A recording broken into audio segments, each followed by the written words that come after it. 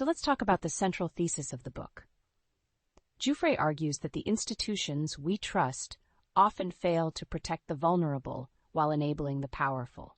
She lays bare how she was trafficked as a teenager and how systemic barriers kept her from getting justice. It's heartbreaking. One of the most striking moments for me was when she described her escape from Epstein and Maxwell at 19.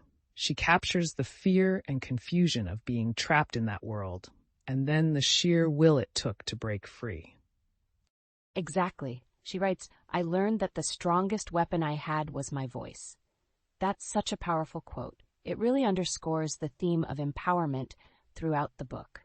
And speaking of empowerment, I loved how she talks about using her platform to advocate for other victims, like when she's in the courtroom, facing her abusers. Talk about courage.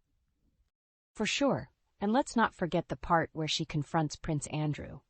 The fact that her photograph with him sparked such a massive fallout is a testament to how one person's bravery can ripple through the system. Seriously, it's like you think you're untouchable? Think again. I mean, the world of celebrity and power can feel so untouchable, right? But that brings us to an interesting debate point. Some critics have argued that the book, while empowering, might unintentionally glamorize the trauma. Do you think that's a valid concern? That's an interesting take. I mean, I see where they're coming from, but I think Giuffre's raw honesty about her pain is what makes it impactful. It's not glamorizing, it's exposing the ugly truth. Fair enough, but it's worth discussing how we frame these stories. Sometimes trauma narratives can be sensationalized, and we have to be careful about that, you know? Totally. And speaking of framing, I couldn't help but think about those true crime documentaries, like Making a Murderer, that have taken off in pop culture.